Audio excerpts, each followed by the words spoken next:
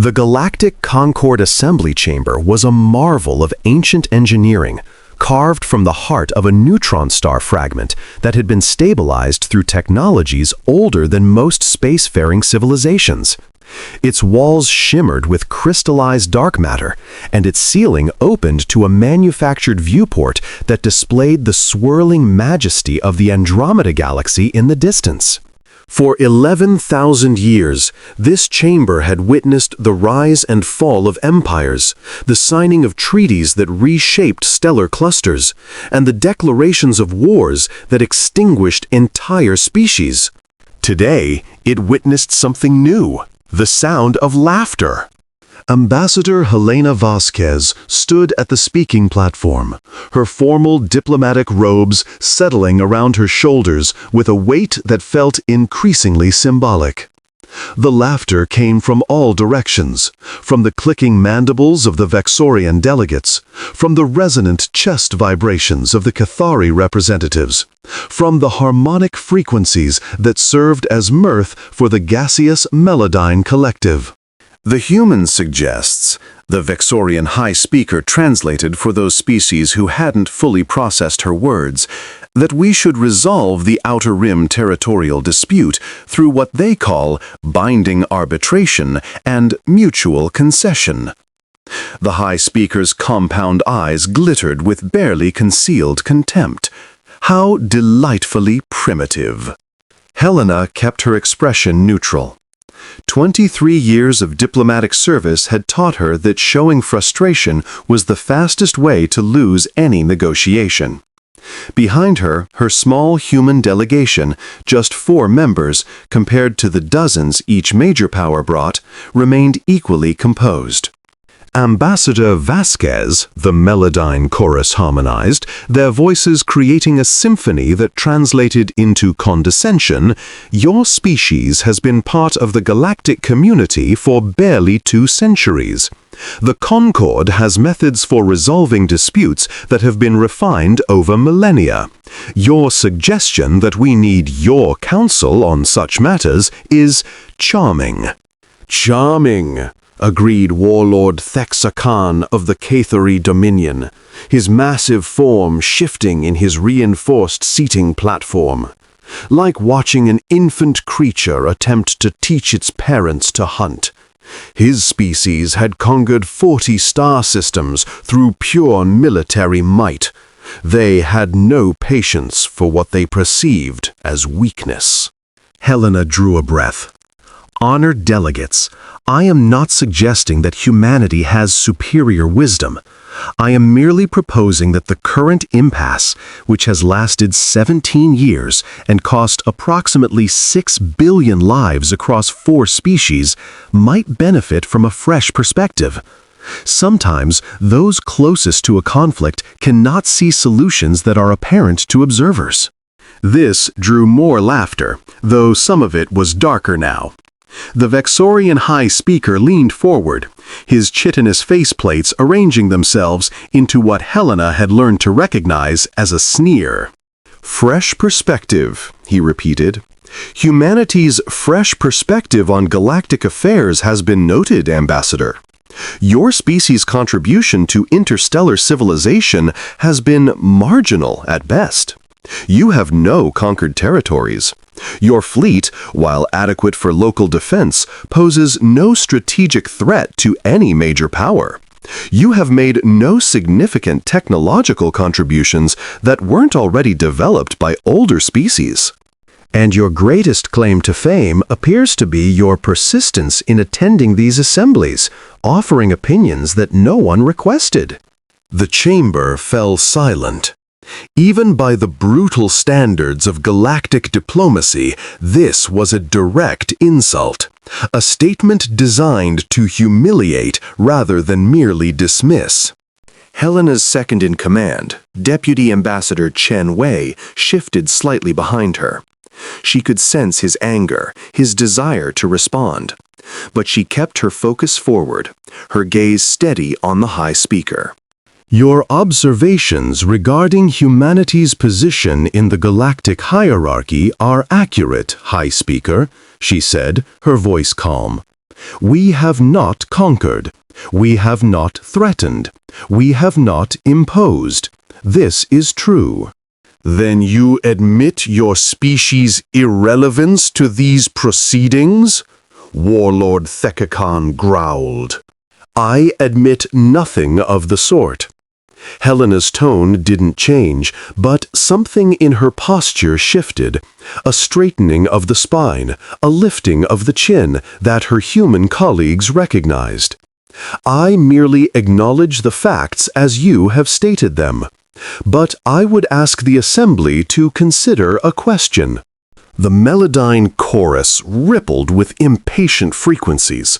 What question could a representative of such a minor power possibly have that would warrant this august body's attention? A simple one. Helena looked around the chamber, meeting the eyes and optical sensors and sensory appendages of dozens of species. In the 17 years of this territorial dispute, how many of you have tried solving it through anything other than threats, posturing, and the occasional, accidental military engagement? Silence.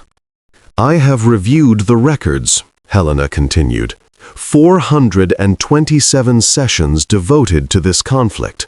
93 proposed treaties, all of which failed because no party was willing to concede anything of significance. 18 military standoffs. 6 limited engagements that killed hundreds of thousands.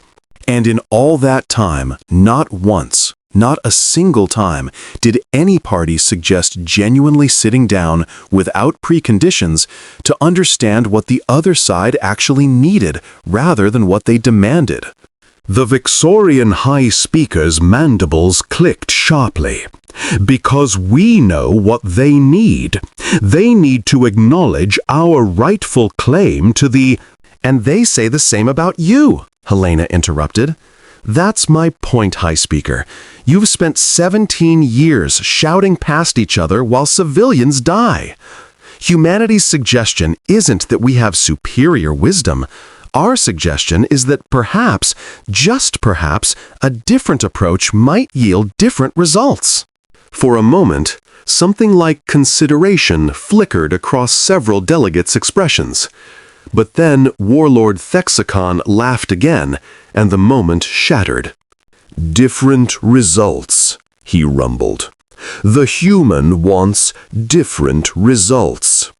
Tell me, Ambassador, when the Kethari Dominion first encountered your species, do you know what our military analysts concluded? Helena remained silent. They concluded that your homeworld could be conquered in approximately 6 standard rotations.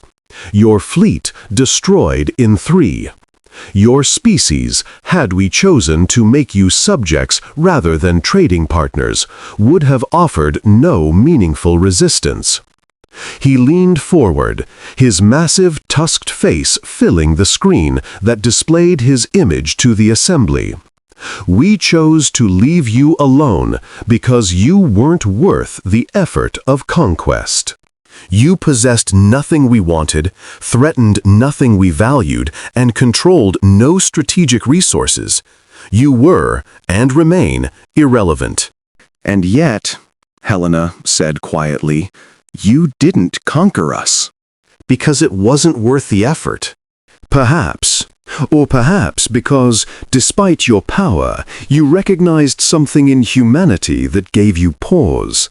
Something that made you wonder whether conquest would be as simple as your analysts predicted. The Thakan's eyes narrowed. Nothing gave us pause, human. Then why didn't you conquer us? Helena pressed. If we were so weak, so irrelevant, why leave a potential future enemy at your border? The Cathari do not leave enemies undefeated. It's a core principle of your military doctrine. So either you violated your own principles, or you saw something that made you reconsider. The chamber had grown very quiet. Helena knew she was walking a dangerous line, but she had been walking dangerous lines her entire career. I'll tell you what you saw, she continued. her voice still calm, but carrying now with a weight that silenced the remaining murmurs. You saw a species that had spent 10,000 years fighting itself. Brutal, senseless, devastating wars. World wars, civil wars, wars over ideology and religion and resources, and sometimes just hate. You saw a species that had developed weapons capable of rendering their own planet uninhabitable, and had come within moments of using them, multiple times. You saw all of that, Warlord. And then you saw something else. She paused. You saw that we had stopped. The melodyne chorus rippled with confusion. Stopped? Stopped destroying ourselves. Stopped fighting wars of extinction. Not because we became weak. Our capacity for violence only increased with our technology. But because we chose differently. We looked at the path we were on, saw where it led, and we chose a different path. Not perfectly, not without struggle, but deliberately, consciously. We chose diplomacy over destruction, not because we couldn't destroy, but because we understood what destruction truly cost. Warlord Thexahan made a dismissive gesture. A pretty story, but it changes nothing. The strong rule, the weak submit. This is the natural order. Is it? Helena turned to face the assembly fully. High Speaker, your species fought the Melodyne for 300 years over a star system that neither of you actually needed. The war ended only when both sides had exhausted their capacity to fight. Warlord, your dominion conquered 40 systems, yes, but how many of those worlds are now in open rebellion? How much of your military is tied down suppressing populations that will never truly accept your rule? And the Melodyne chorus, you're a collective intelligence spanning billions of individual entities, yet you've fragmented into 13 separate factions, each convinced the others have deviated from the true harmonic purpose. The chamber erupted. How dare you? This is outrageous. The human has no right. Helena raised her voice, cutting through the cacophony. I dare because someone must. 17 years of deadlock. 6 billion dead. And for what? For pride? For the satisfaction of not being the one who blinked first? This is what passes for galactic civilization? A collection of ancient powers so convinced of their own superiority that they'd rather watch the galaxy burn than admit they might be wrong? The Vexorian High Speaker's voice cut through the noise, cold and precise. Ambassador Vasquez, you have crossed multiple lines of diplomatic protocol. Your species' observer status in this assembly is granted at our discretion. You would do well to remember that. I remember it every day, High Speaker. Just as I remember that observer status means humanity has no vote, no voice in the decisions that affect trillions of beings. We can only watch as you make the same mistakes, generation after generation, species after species. She stepped down from the speaking platform, gathering her delegation with a glance. But perhaps you're right. Perhaps humanity has nothing to offer this assembly. Perhaps our centuries of learning to resolve our own conflicts peacefully are irrelevant. Perhaps our belief that enemies can become allies, that understanding can triumph over fear, is merely the naivety of a young species that doesn't understand how the galaxy truly works. She paused at the chamber's exit. Or perhaps the galaxy could learn something from the species it considers too weak to matter. Either way, we will continue to believe that there is always another way, that violence is not inevitable, that diplomacy, real diplomacy, honest diplomacy, diplomacy conducted in good faith, can achieve what armies cannot. And if you're wrong? Warlord Thexicon called after her. If the galaxy proves that only strength matters? Helena turned back, meeting his gaze across the vast chamber. Then we will be wrong, and we will suffer the consequences. But we will suffer them, having tried to be better than our worst instincts.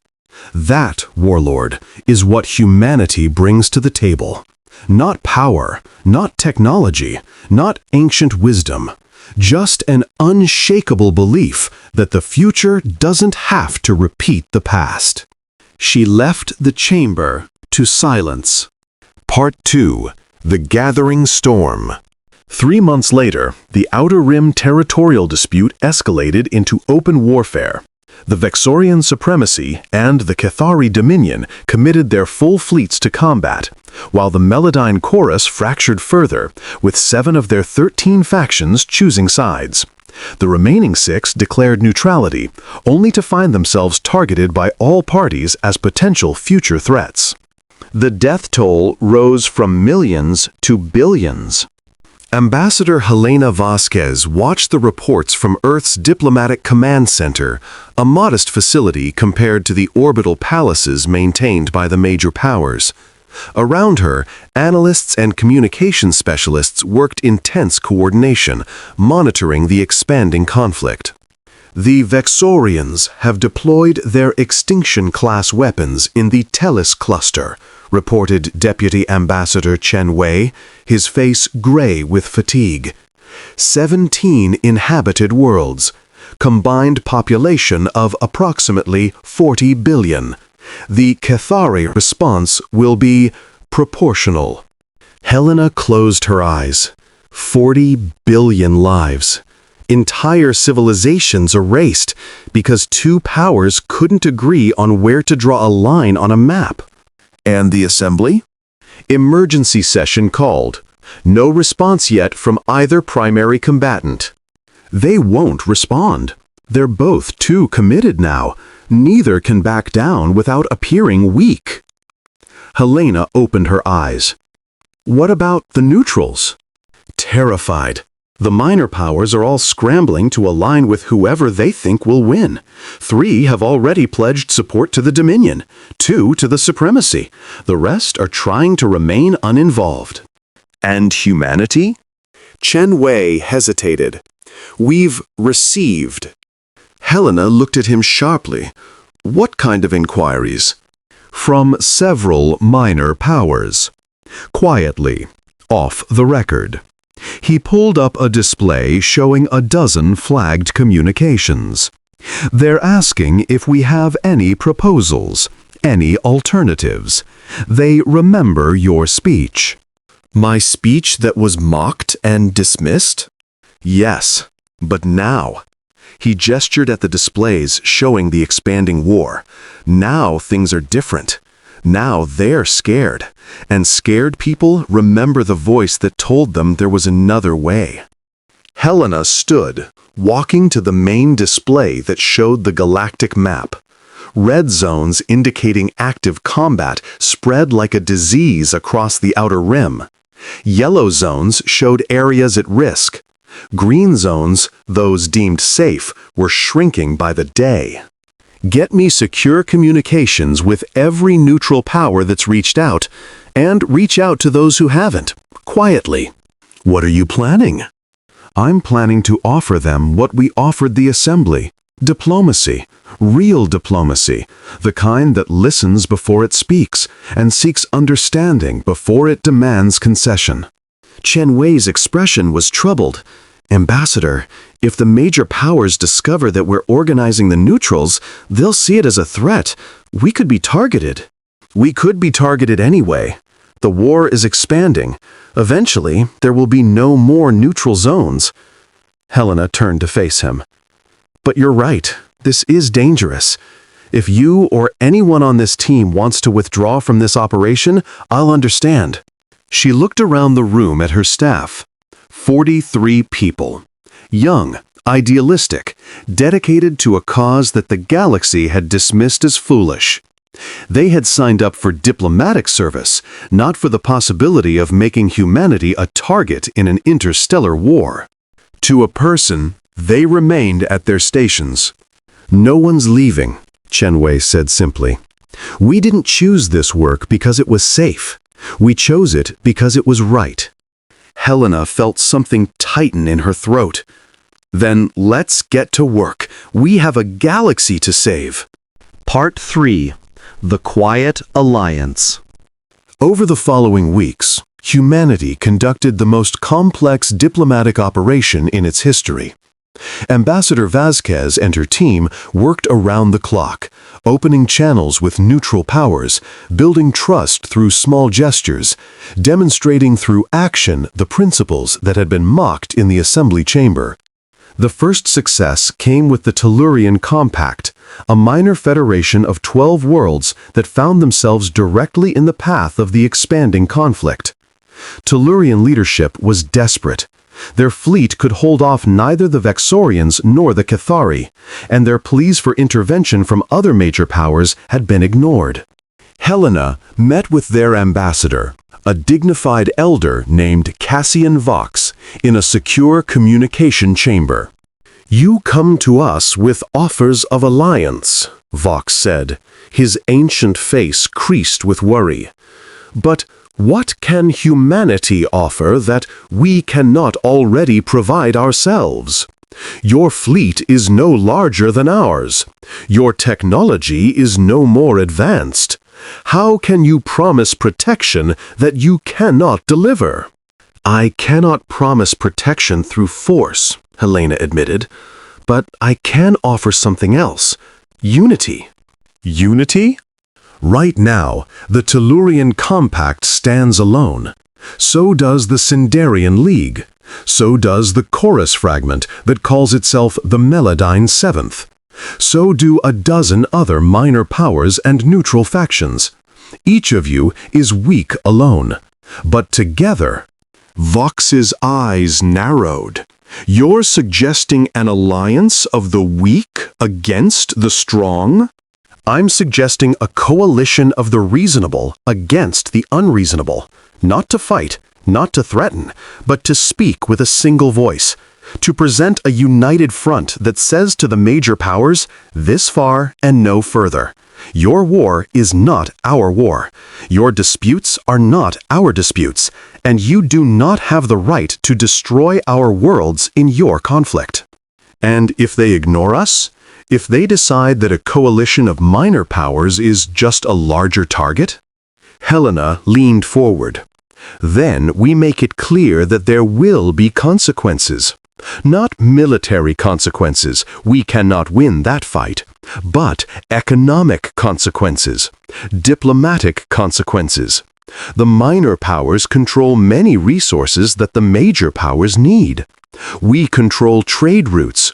We control neutral stations where their ships refuel and their merchants exchange goods. Together, we can exert pressure that none of us can exert alone." Vox considered this for a long moment. "And humanity would lead this coalition?" "Humanity would help coordinate this coalition, but we would not lead it, not in the sense of commanding it. Each member would have an equal voice. Each member would have a vote. No decisions would be made without consensus." "That sounds inefficient." "It is inefficient, but it is also fair. And fairness, Ambassador Vox, is what has been missing from galactic politics for far too long. The major powers operate on hierarchy. Someone must be in charge. Someone must give orders. Someone must submit. We are proposing something different.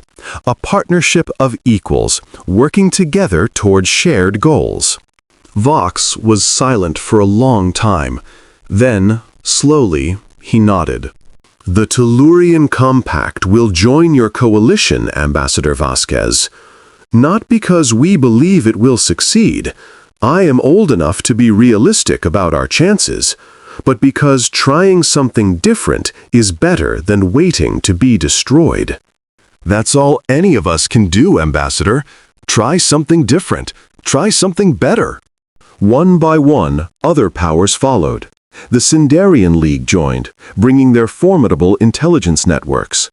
The Melodyne Seventh joined, adding their unique capabilities for communication and coordination.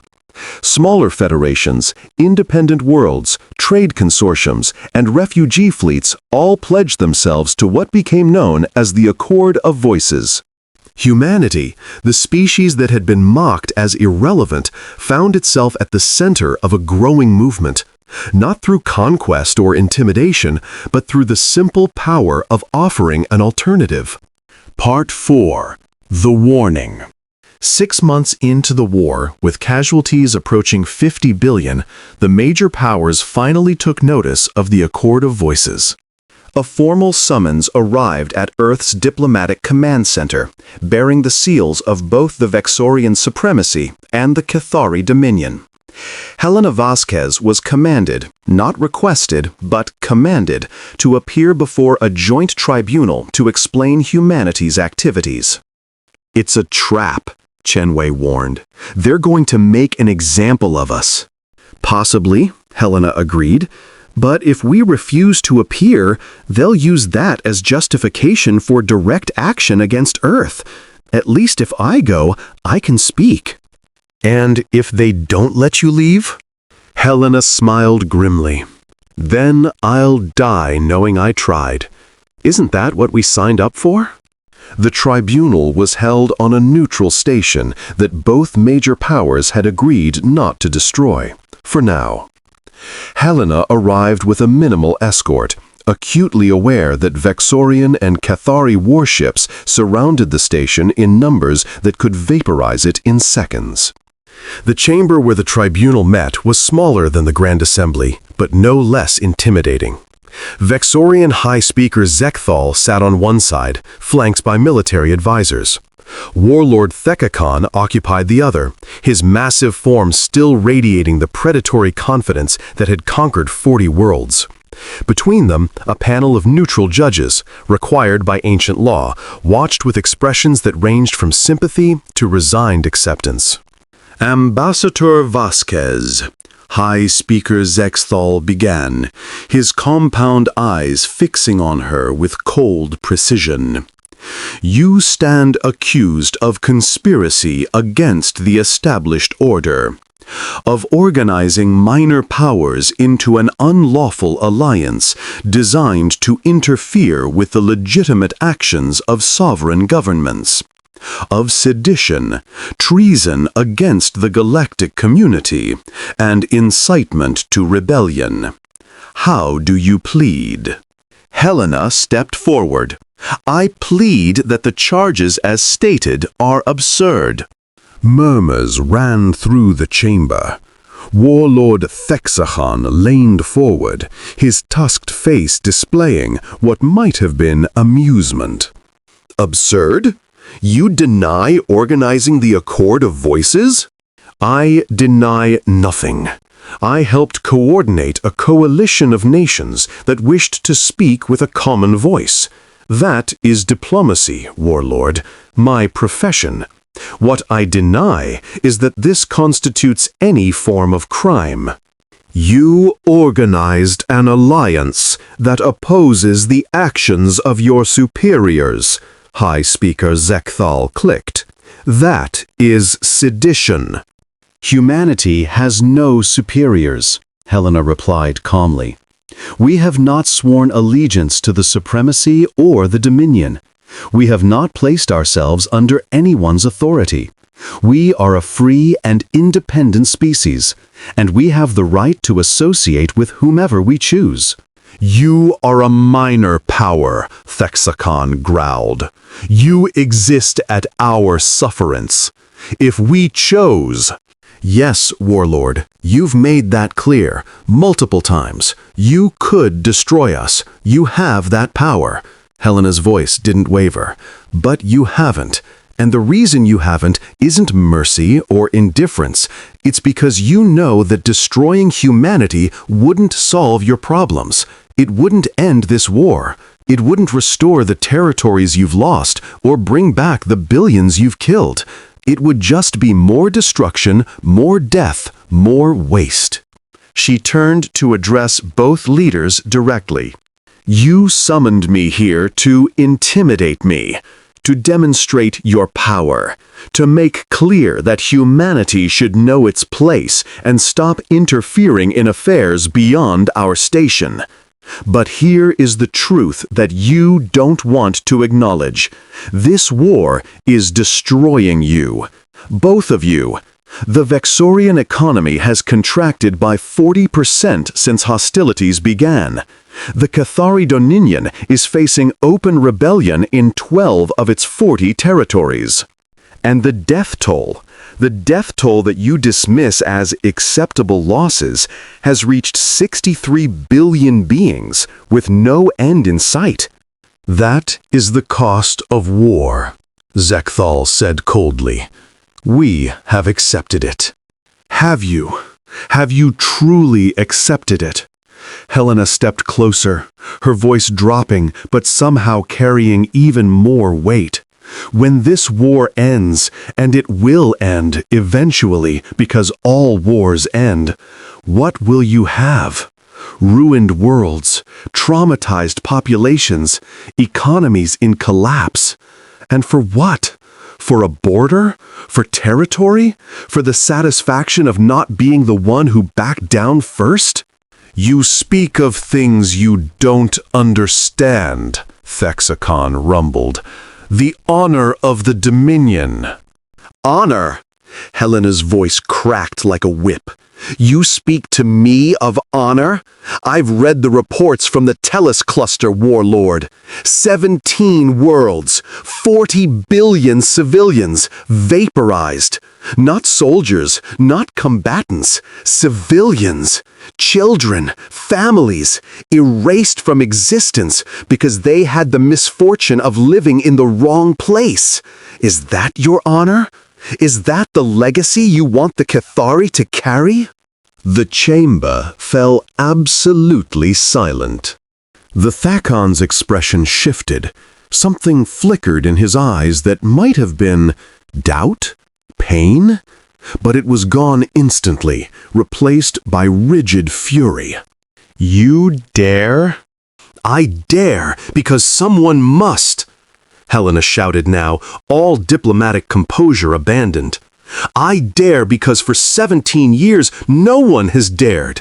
You've all been so busy protecting your pride, your honor, your precious positions, that you've forgotten what you're actually supposed to be doing. Protecting your people, leading your civilizations, building something worth having. She wheeled to face High Speaker Zekthal.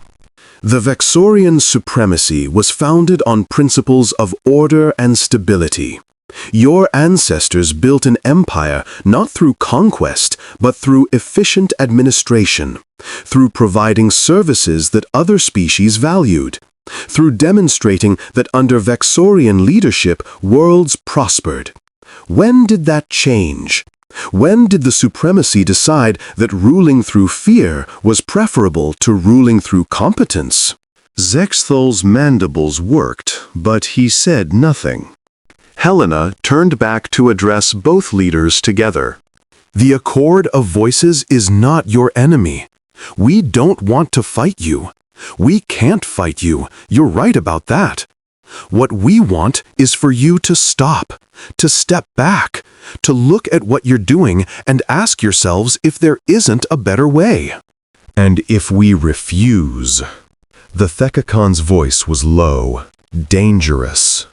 Then you refuse, and the war continues, and more billions die, and eventually one of you wins, or you exhaust each other into collapse, or a third power rises from the chaos to dominate you both. That's how these things usually end.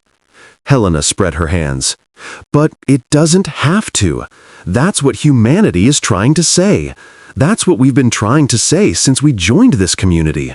The future is not predetermined. You have choices. You can choose differently. The silence stretched on. Then High Speaker Zexthal spoke.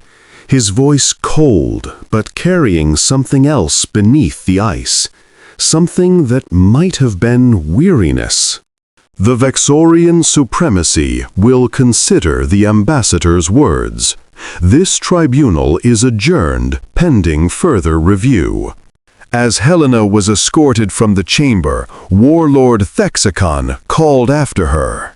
Ambassador, you said we didn't conquer your species because we saw something in you, something that made us reconsider. Helena turned. What was it? What did we see? She held his gaze for a long moment. You saw yourselves, what you used to be, what you could be again if you chose. She paused. The Cathari weren't always conquerors, warlords. Your histories record a time when your species explored, built, created, when honor meant protecting the weak, not dominating them. You saw in humanity a reflection of that past, and I hope, it made you wonder if you might find that part of yourselves again. She left the chamber, uncertain whether she had achieved anything or simply delayed the inevitable. 3 weeks after the tribunal, the war reached a turning point, though not the kind anyone had expected. A Vexorian battle fleet, engaging Cathari forces in the Nexus system, experienced a catastrophic failure of their primary weapons array. The failure was caused not by enemy action, but by a critical flaw in the power distribution network, a flaw that had been masked by decades of deferred maintenance as military budgets had been stretched ever further to support the war effort. 17 ships destroyed, 40,000 Vexorian personnel killed, not by the enemy, but by their own deteriorating infrastructure. In the Cathari Dominion, the rebellions that had been simmering in 12 territories erupted into open warfare. 3 systems declared independence simultaneously. The Dominion's forces, already stretched thin fighting the Vexorians, found themselves fighting on multiple fronts. And in the space controlled by what remained of the Meladine Chorus, the fragmentation accelerated. The 13 factions had become 27. Then 43, then too many to count. The collective intelligence that had once spoken with a single voice was dissolving into chaos, each fragment convinced that it alone carried the true purpose. The Galactic War wasn't ending, it was metastasizing. Ambassador Vasquez received a communication from High Speaker Zexthal, not a formal summons this time, but a private request. I am dying, Ambassador. Zexthal's compound eyes had lost their crystalline clarity. His chitin was graying, cracking in places.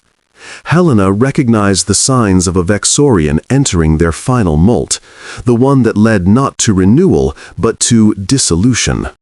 I didn't know, High Speaker. I'm sorry. Don't be. It is the way of all things. What concerns me is not my death, but what I leave behind. He paused, seeming to struggle with words that didn't come easily to his species. You were right, Ambassador, in the tribunal, about the supremacy, about what we used to be. Helena waited, sensing that this was not a moment for words. I have served the supremacy for 300 years. I have witnessed its transformation from a civilization of builders into an empire of fearful rulers. I have participated in that transformation. I have convinced myself that it was necessary, that the galaxy was too dangerous for anything less than absolute strength. And now? Now I am dying, and I see clearly what I couldn't see before. Zexthal's voice carried a profound weariness. We are not strong, Ambassador. We are terrified.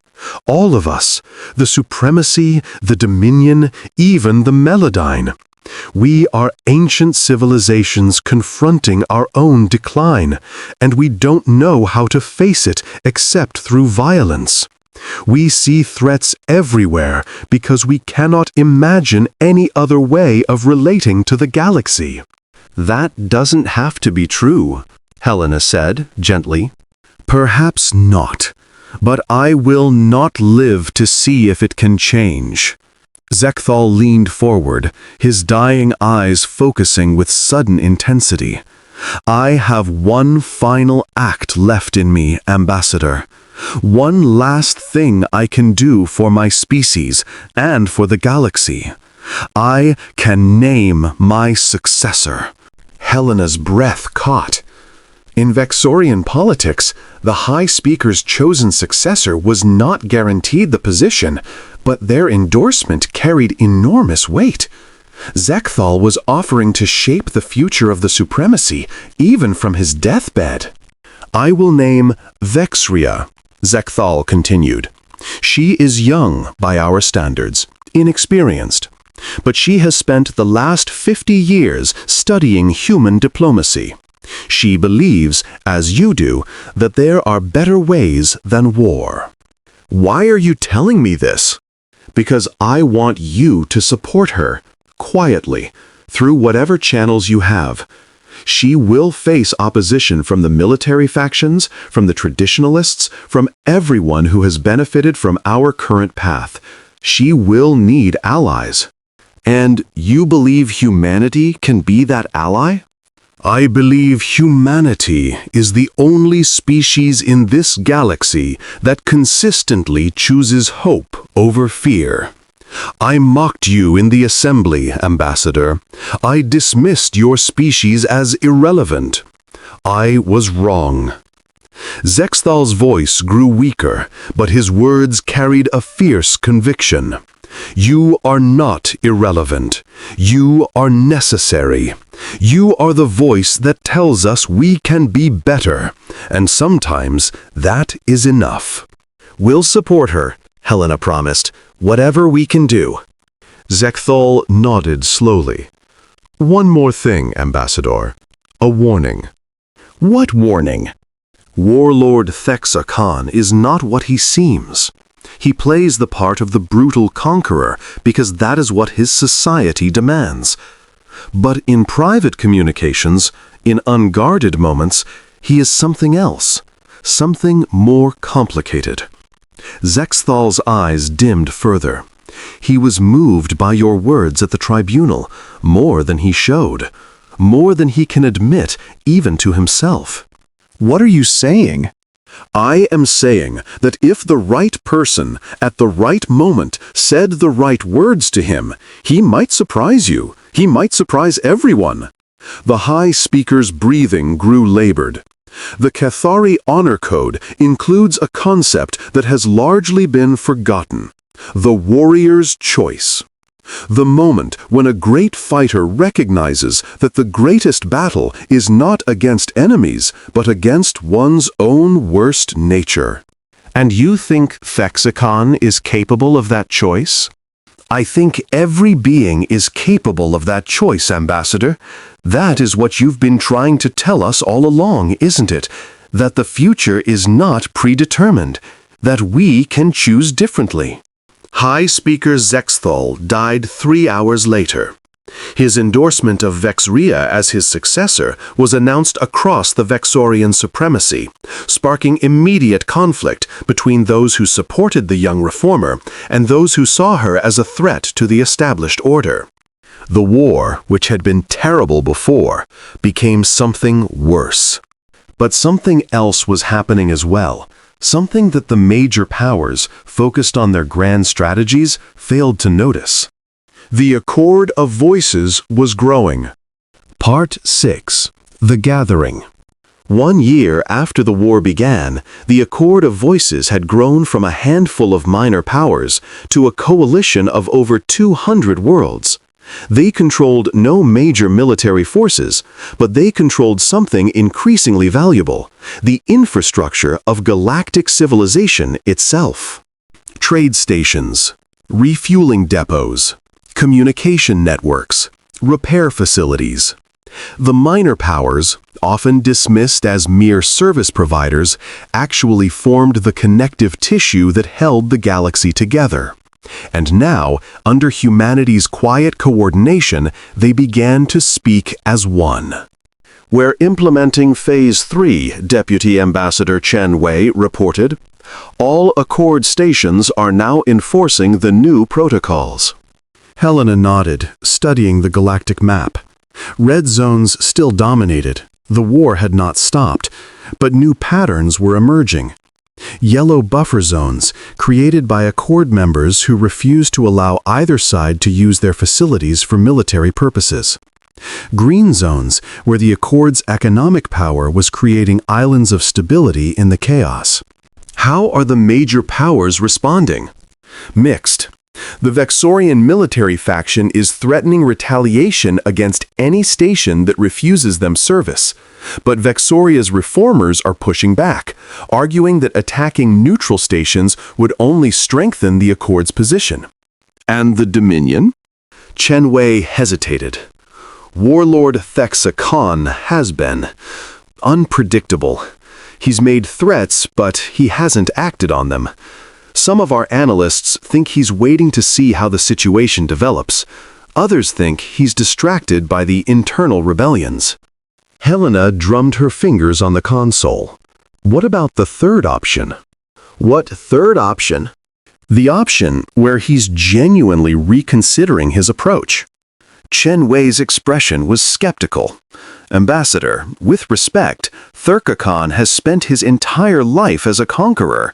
His entire identity is built on the premise that strength means domination. The idea that he might suddenly embrace diplomacy isn't sudden. It would be the result of a lifetime of conquest finally confronting its own futility. Helena pulled up records of Cathari history. The Dominion's expansion has slowed over the past century. The territories they conquer require more and more resources to control. Their military is stretched thinner with each new acquisition. And now, with rebellion spreading, with the war draining their reserves, Therakon must be seeing the limits of his approach. Seeing them and accepting them are different things. True, but the High Speaker thought it was possible. He thought Thexacon might be capable of, what did he call it? The warrior's choice. Before Chen Wei could respond, an alert flashed across the main display. Unscheduled communication incoming, reported the communications officer. Source, Cathari flagship. Requesting direct link to Ambassador Vasquez. Helena and Chen Wei exchanged glances. Is this a trap? Only one way to find out. Helena straightened her diplomatic robes. Put him through. Warlord Thexacon's massive face filled the screen, his tusked features set in their usual expression of predatory intensity. But something was different. There was a weariness in his eyes that Helena hadn't seen before. Ambassador Vasquez. Warlord Thexacon. I have a question. Helena waited. You told me that my species saw itself in humanity, that we saw what we used to be, what we could be again. The Sakon's voice was rough, uncertain. I have spent the past year trying to dismiss your words, trying to convince myself that you were wrong, that strength is the only language the galaxy understands. And I cannot. Every day, my forces fight enemies they cannot defeat. Every day, my empire shrinks despite our victories. Every day, I see young Cathari warriors dying for territories that will never truly be ours. He paused, the struggle visible on his face. I am tired, Ambassador. I am tired in a way that sleep cannot cure. Helena felt something shift in her chest. What is it you want, Warlord? I want to stop. I want the killing to end. I want to remember what it felt like to build something rather than destroy it. The Drexaken's voice dropped.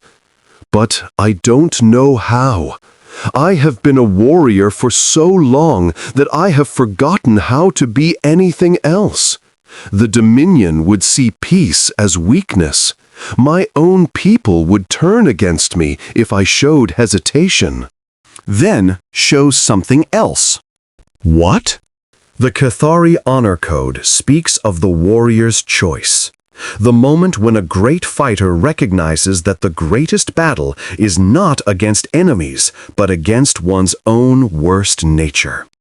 Helena stepped closer to the screen. You don't have to show hesitation, Warlord.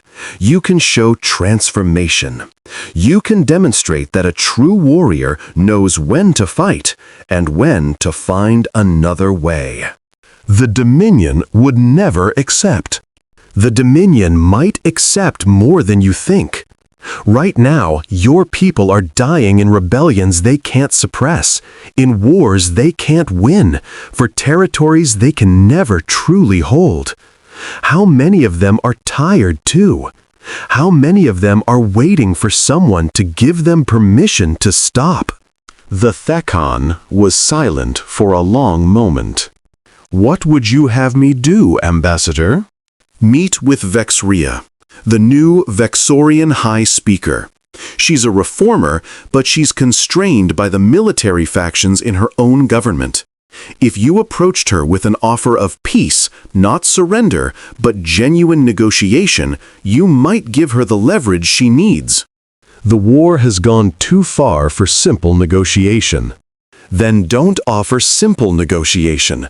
Offer something unprecedented. Offer to work together to address the chaos that's consuming both your empires. The Melodyne are fragmenting into madness. The minor powers are banding together under the Accord of Voices. The galaxy is changing whether either of you wants it to or not. You can either be swept away by that change, or you can help shape it. And if Vexria refuses? Then you'll have lost nothing but time. But I don't think she'll refuse. I think she's as tired as you are. I think she's been looking for a way out since the moment she took power. Helena paused. And I think that if two of the galaxy's greatest warriors chose to become peacemakers instead, it would inspire others. It would show that change is possible. The Thekhan's eyes narrowed. "You gamble much on the character of beings you've never met in person, Ambassador." I gamble on the belief that everyone, given the right moment and the right words, can choose to be better than they were. It's been humanity's greatest strength and our greatest weakness. We stubbornly refuse to give up on the possibility of redemption. Even for monsters? Especially for monsters. Because if monsters can become something else, then there's hope for everyone. The silence stretched on. Then, slowly, Warlord Thexacon nodded. "I will contact Vexria. I make no promises beyond that. A willingness to talk is the first step on every journey." "You sound like a philosopher." I sound like a human. It's the same thing. For the first time, something that might have been amusement flickered across Thaxcon's features. "We will speak again, Ambassador, whatever happens." The screen went dark. Part 7. The Turning. The announcement came 3 weeks later, broadcast across every communication network in the galaxy. High Speaker Vexria of the Vexorian Supremacy and Warlord Thexachen of the Cathari Dominion had agreed to meet. Not for a simple ceasefire, but for comprehensive peace talks.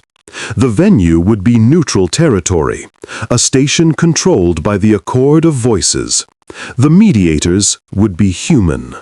The galaxy went into shock. "They're calling it the impossible peace," Chenwei reported, unable to keep the wonder from his voice. Every analyst in the galaxy said it couldn't happen, that the war was too entrenched, the hatred too deep. And now they're talking. Helena allowed herself a small smile. It's just a first step. There will be setbacks, complications, moments when everything seems about to fall apart. But it's a step. Yes, it's a step. The talks lasted 7 months. There were, as Helena had predicted, multiple moments when the entire process seemed ready to collapse.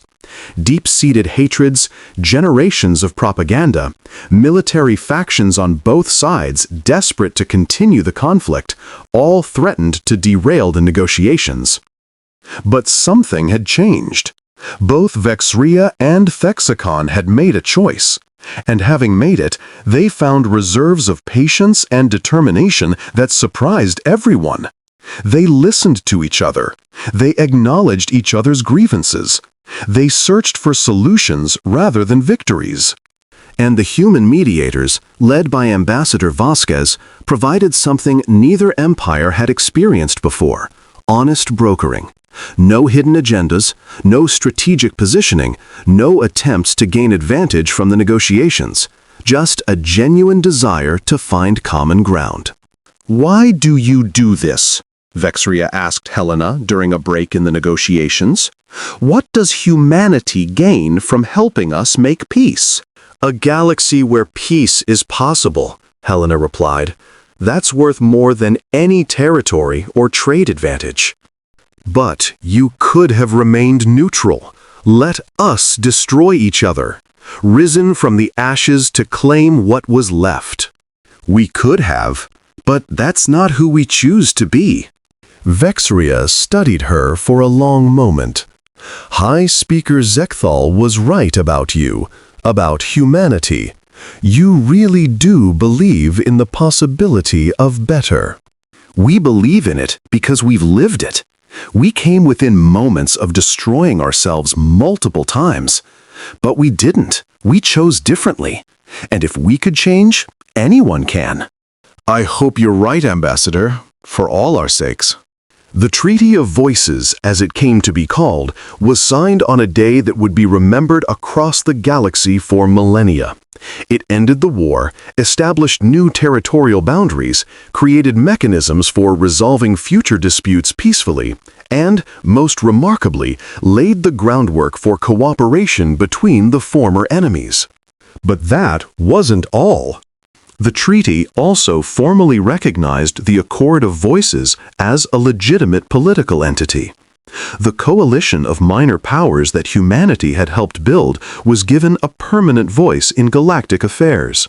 The species that had been dismissed as irrelevant, humanity foremost among them, were now essential participants in shaping the galaxy's future.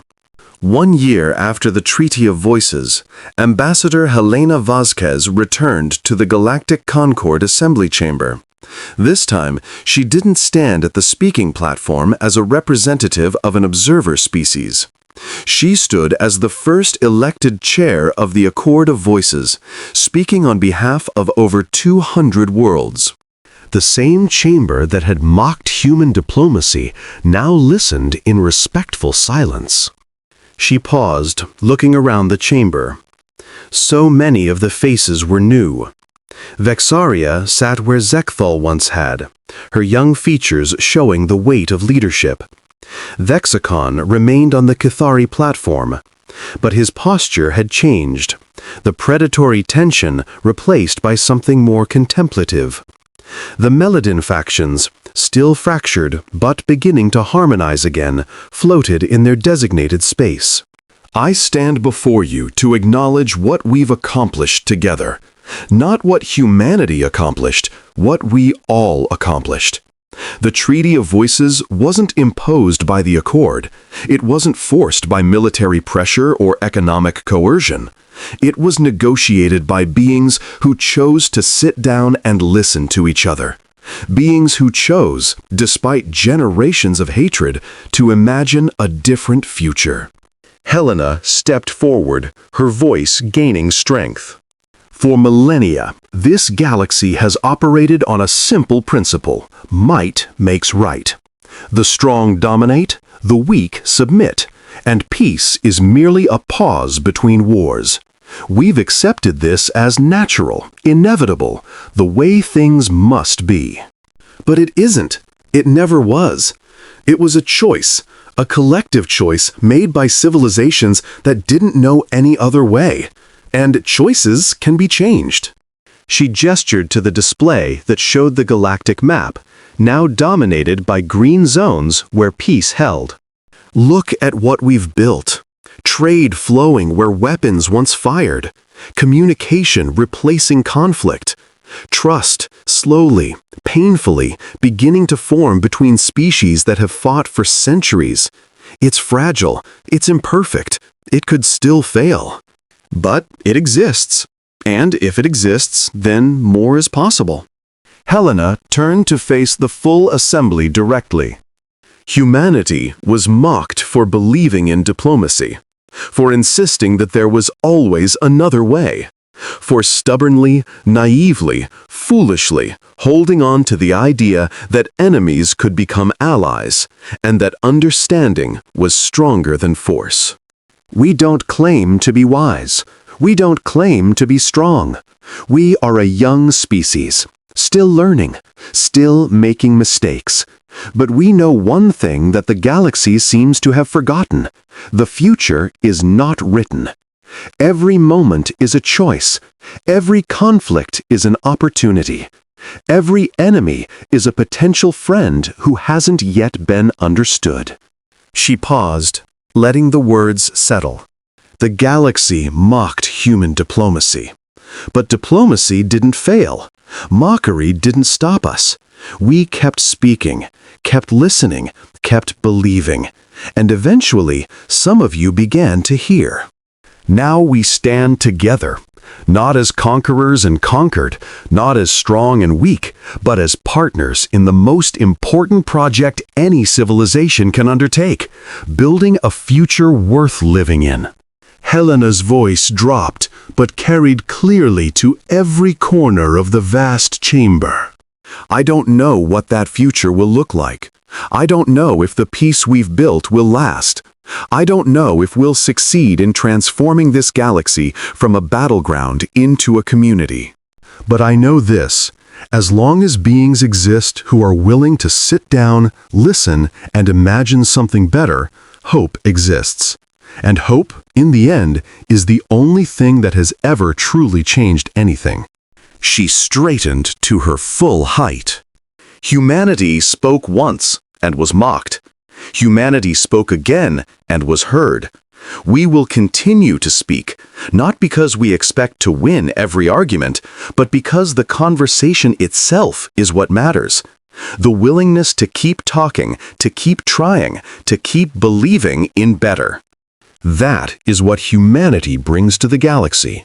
Not technology, not military power, not ancient wisdom. Just an unshakable faith that tomorrow can be different from yesterday. And we invite you, all of you, to share that faith with us.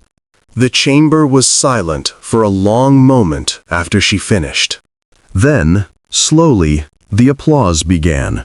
First from the Accord worlds. Then from the Vexorian reformers.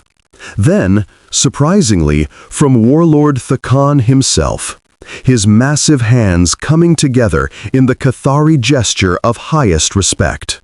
The applause spread until it filled the chamber, not unanimous, not uncritical, but genuine.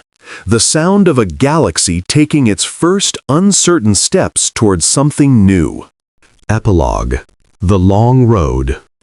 20 years later, Ambassador Helena Vasquez, now serving her third term as chair of the Accord of Voices, stood at the window of her office, watching Earth turn slowly below.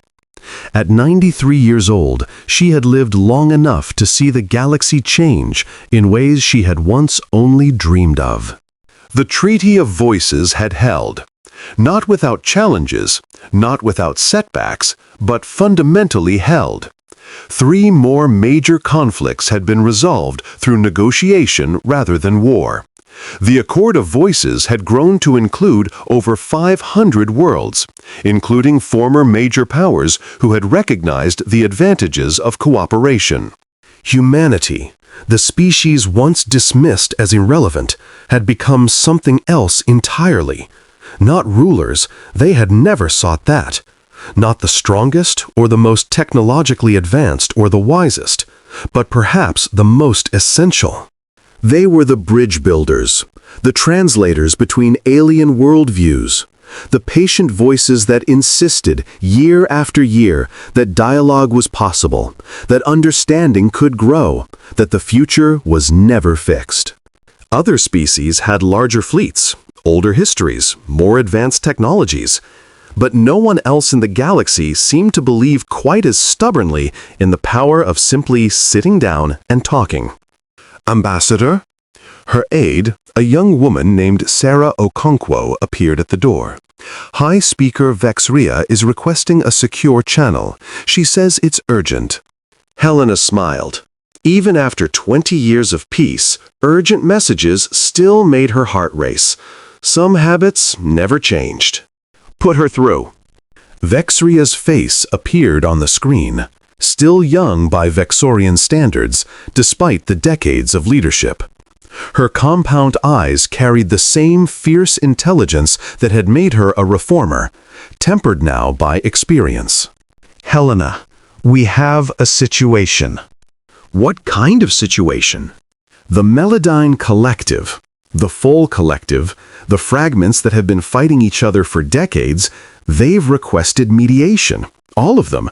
They want to reunify, but they don't trust each other enough to negotiate directly. Helena felt her breath catch. The Melodyne fragmentation had been the galaxy's most intractable problem, the one crisis that even the most optimistic diplomats had given up on, if they were willing to talk. They've specifically requested human mediators, Vexria continued. They say that no other species can be trusted to remain neutral. No other species will sit with them long enough to untangle decades of division. That could take years. It could take a lifetime. But Helena, Vexria's voice carried something rare. Hope. They're asking. After all this time, they're finally asking for help. Helena closed her eyes, remembering the young diplomat she had been, standing in the grand assembly while laughter echoed around her. Remembering the mockery, the dismissal, the absolute certainty of every major power that humanity had nothing to offer. And then remembering what had come after, the quiet alliances, the patient negotiations, the slow, painful process of teaching a galaxy that there was another way. Tell them we'll come, Helena said.